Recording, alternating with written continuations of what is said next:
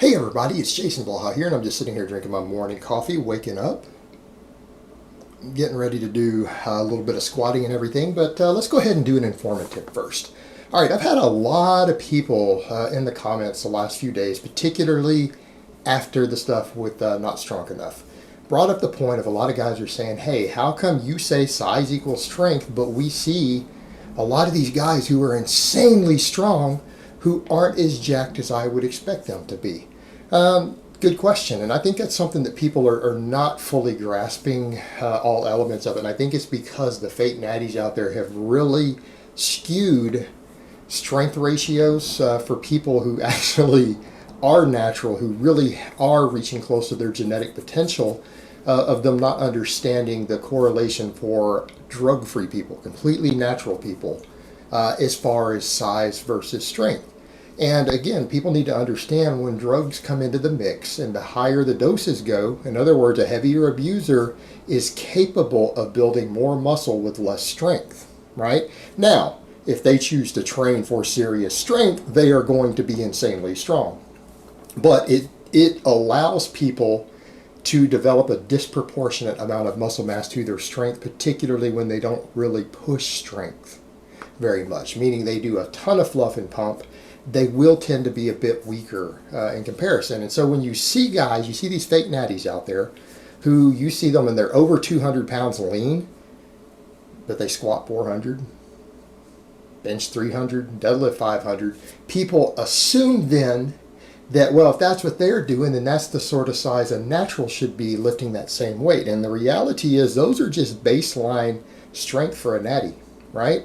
When I say to people all the time that for a natty, a lifetime goal should be, 300, 400, 500, or maybe a 200 overhead press, that's to develop a baseline strength. And someone who isn't genetically gifted can get there. In other words, that's what people of average genetics can probably get to, in 4 or 5 years of really hard training. People who, or even below average genetics, people who aren't particularly gifted and maybe a little bit below average, can pull that off with proper training. But that doesn't mean that they're going to be massive for a natural. And when we say that, what I mean is the evidence that shows that your 1 rep max strength on lifts is directly and heavily correlated with the amount of muscle mass you have. That's not even the individual thing. There are a few people out there with some freakish genetics. There's a few outliers, and they are very, very rare, who they can lift enormous amounts of weight relative to their muscle mass, like the guy they call the Ant. I think it was his name, Richard Hawthorne. That's an example, but those guys are exceptionally rare even in powerlifting. They're rare even in powerlifting, right? That is not even 1% of powerlifters fall into that niche, and those are genetic freaks in a certain way. And everyone else, what the research is showing is that your 1 rep max potential on big lifts can be directly correlated to your muscle mass when they do it on a DEXA scan relative to your height. In other words, you need more muscle the taller you are to lift the same weights. People would say, well, why is that? Because you're moving the weight a longer distance. It's harder. In other words, deadlifting 500 pounds 24 inches is harder than deadlifting 500 pounds only 16 inches, right? There's more work involved. There's 50% more work involved. You need more muscle to pull that same thing. But what's interesting is that all this data they correlated, Greg Knuckles was part of, with Brad Schoenfeld and all them, showing that 1 rep max squat was within a tiny margin, a very small margin calculatable for people, whether they were powerlifters or not, based upon the amount of total muscle mass in their body relative to their height. And the reason this also gets skewed is, again, a lot of guys do a lot of, say, arm and pec work, and they might have slightly disproportionate upper bodies, but then they're weak overall because most of the bigger muscles in their body aren't very well developed. So that's also a misconception also. You might have a guy who you say, well, he looks pretty big, but he's not particularly strong because he doesn't have a back, he doesn't have glutes, he doesn't have quads, at least proportionate to, say, maybe his biceps and pecs. And you can build a lot of size just doing that, but if they leave some of the muscles unbuilt, let's say they don't do a bunch of compounds and maybe they have really weak delts, their bench is still going to be relatively bad relative to that, but they also aren't carrying a lot of muscle. In other words, someone who only adds 6 or 7 pounds of muscle to their body, but it's just the show muscles, they're obviously going, that's not a lot of muscle mass, but their upper body will look really big from the front. So again, the way people train can kind of influence that. But when we're talking overall muscle mass through your body, it's directly correlated with strength. And so when we talk about this in terms of strength standards, people need to understand, yes, if you want to be really big for a natural, you have to be really strong. And I don't mean what a lot of people out there are thinking is strong. I don't mean what you're thinking of as strong. Like a 400 squat, let's be honest, is not that strong. Like from a strength training perspective, even me, that's why I'm trying to rebuild a base and I've set standards of where I'm trying to get. I'm really not that strong. I'm really not. I will get really strong again. But when you start looking at a lot of power lifters, the numbers we talk about, say, when I say things like a 500 squat for a natural, if you want to be really big, as a drug-free lifter, you want to totally maximize your potential and you want to be big enough, drug-free, that you look impressive, you're probably going to need to be able to bench about 350. And I mean with a pause. You're probably going to need to be able to squat about 500. You're probably going to need to be able to overhead press 225, deadlift 600.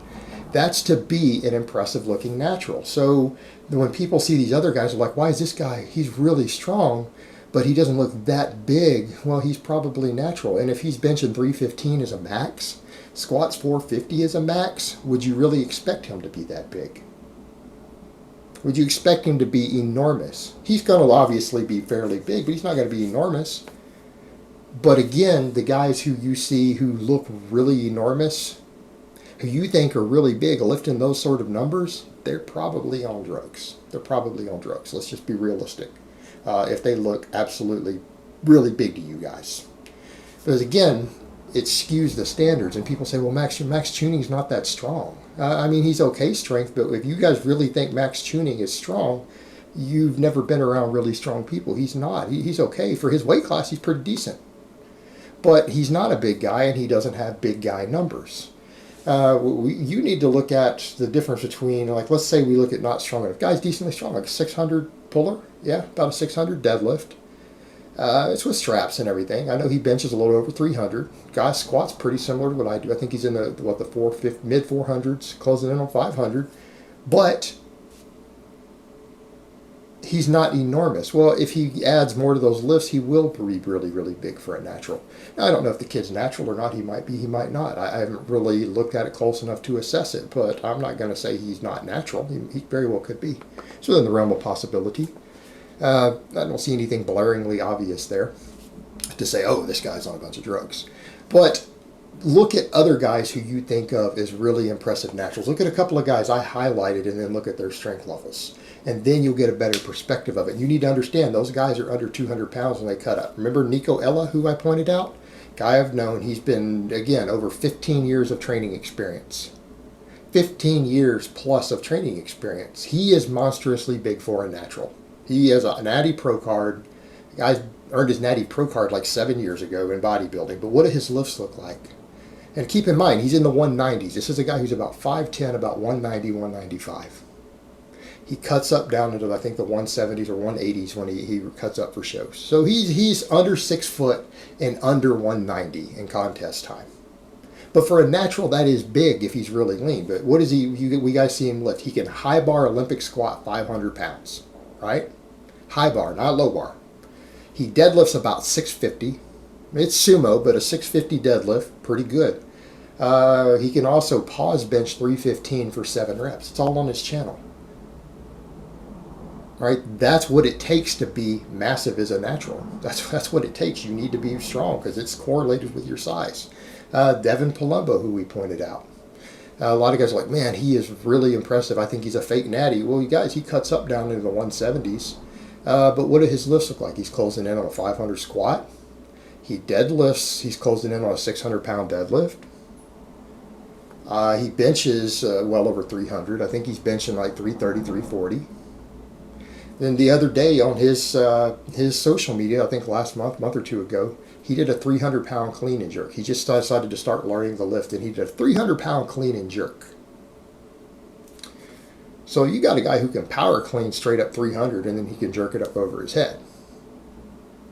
There's a reason he looks impressive. Again, also like 15 years of training to get there.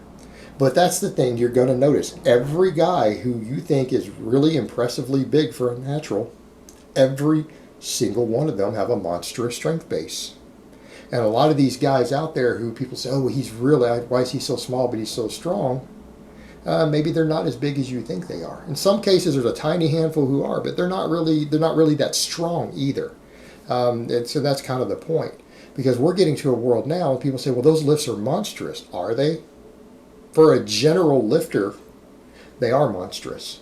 But from a powerlifting perspective, the numbers have changed, guys. You need to understand there are guys in powerlifting now who are well under 200 pounds who squat 600.